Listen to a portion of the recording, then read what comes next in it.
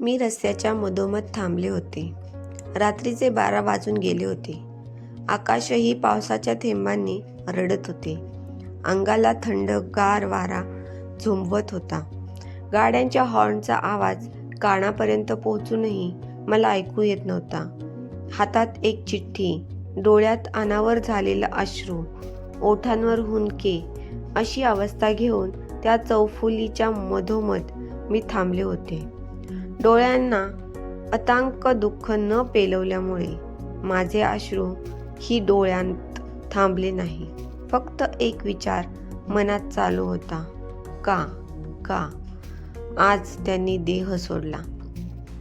पावसाच्या थेंबामुळे हातातल्या त्या पत्रावरील अक्षराची शाई ही पुसत होती, पण माझं मन मात्र त्यांच्या आठवणीत रेंगाळत होतं.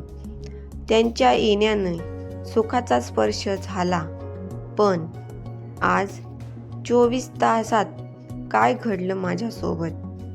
हे सत्य की असत्य? ते वास्तव की स्वप्न? काही समजत नव्हतं. मी स्तब्ध होते. गाड्या माझ्या जवळून जात होत्या, तरी मला कशाचंच भान नव्हतं. माझ्या प्रेमाचा प्रवास माझ्या डोळ्यांभोवती फिरत होता.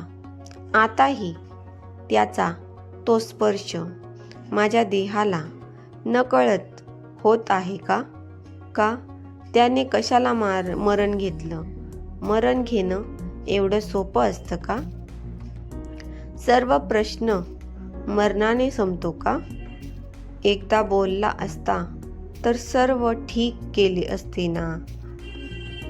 ती आपली पहिली भेट आजही माझ्या लक्षात आहे.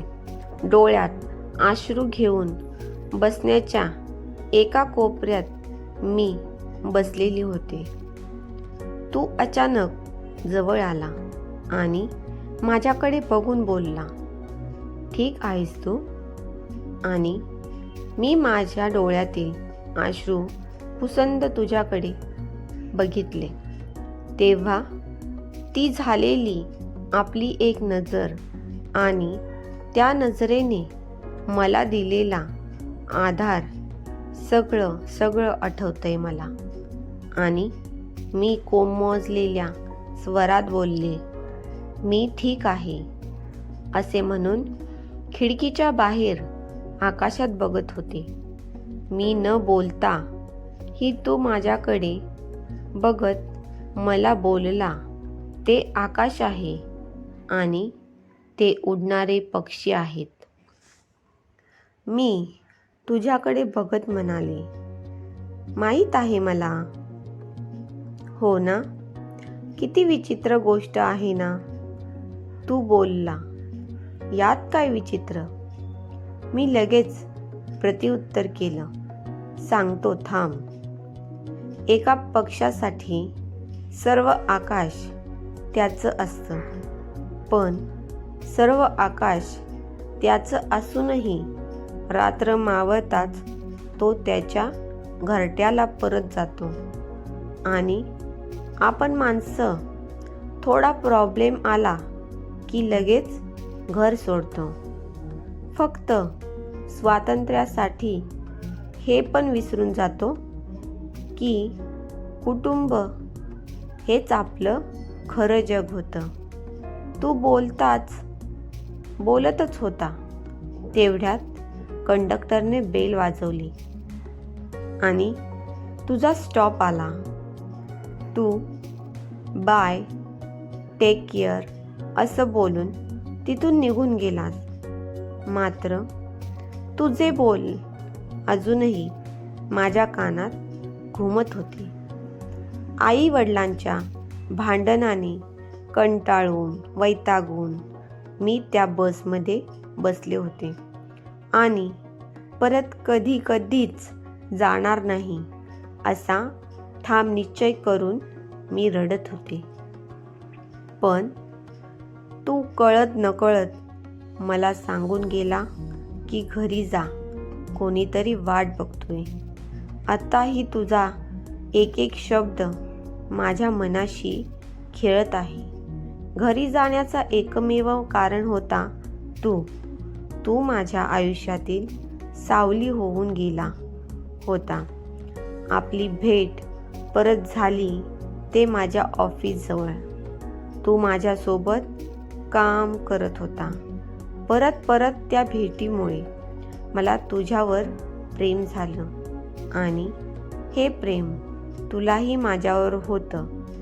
आपलं हे प्रेम पुढे वाढतच गेलं.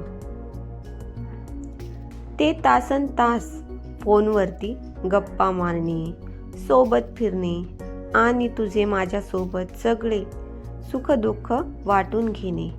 दिवसाची रात्र कधी व्हायची कळत नव्हते. आपण पुढच्या भविष्याचे स्वप्न रंगवत होतो की लग्नानंतर हे करायचं, लग्नानंतर ते करायचं. पण आज सकाळी मी उठल्यावर माझा फोन घेतला तुझ्या सुप्रभात मेसेज वाचण्यासाठी. पण आज मला एकही रिप्लाय मेसेज आला नाही. तुला मी 10-12 कॉल केले पण तू कॉलही उचलला नाही. मी घाबरले आणि स्कूटी घेऊन तुझ्या घराकडे वळाले. तुझ्या घराच्या अवतीभोवती खूप लोकांनी गर्दी केली होती. रडण्याचा आवाज येत होता. कोणी दादा तर कोणी राम म्हणून शोक अश्रू ओघाळत होते. त्या गर्दीला लोटत मी पुढे आले. बघितलं तर काय, तुझा देह पांढऱ्या कापड्यात गुंडाळलेला होता. मला काहीच समजले नाही. माझं आयुष्य एका सेकंदात तिथेच थांबून गेलं आणि मी तुझ्याजवळ आले. काही बोलले नाही, काही समजत नव्हतं, पण डोळ्यांना मात्र सगळं कळत होतं. म्हणून तर डोळ्यांनी अश्रू बाहेर काढले होते. गर्दीतल्या लोकांच्या कुजबुजण्यावरून असे समजले की तू बहिणीच्या लग्नासाठी लोन घेतलं होतं आणि ते कर्ज फेडू शकला नाही म्हणून तू आत्महत्या केली. तू इन्शुरन्स काढून तुझ्या कुटुंबाचा तर उद्धार केला, मात्र मी माझं डोकं तुझ्या खांद्यावर ठेवून दुःखाचे अश्रू ओघळत असताना एकाने मला एक पत्र हातात आणून दिलं. त्यात लिहिलं होतं, माया, काळजी घे आणि झालं तर माफ कर मला. शेवटचं बोलणं झालं नाही, पण आता जगण्याला नाही तर मरण्याला अर्थ नाही. मी तुला काही सांगू शकलो नाही. मला माफ कर आणि या जन्मात नाही तर पुढच्या जन्मात तरी मी तुझा होईल. आईवडिलांची काळजी घे. ते पत्र घेऊन मी तिथून उठली आणि चालत कुठे आली मला माहीत नाही. माझ्या आयुष्यात सावलीप्रमाणे होता तू आणि आज ती सावली गेली. मला काहीच कळत नाहीये. काय घडलं, कसं घडलं? एवढा प्रश्न घेऊन मी ओरडले, किंचाळले. पावसाचे थेंब माझ्यावर पडत होते. तेही माझ्यासोबत रडत होते. मी गुडघ्यावर बसून आकाशाकडे बघत ओरडले, राम. एकच आवाज कानात घुमत होता.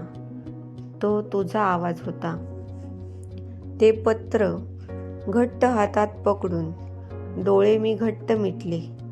अचानक एका गाडीने मला उडवलं आणि माझा देह त्या रस्त्यावर पडले.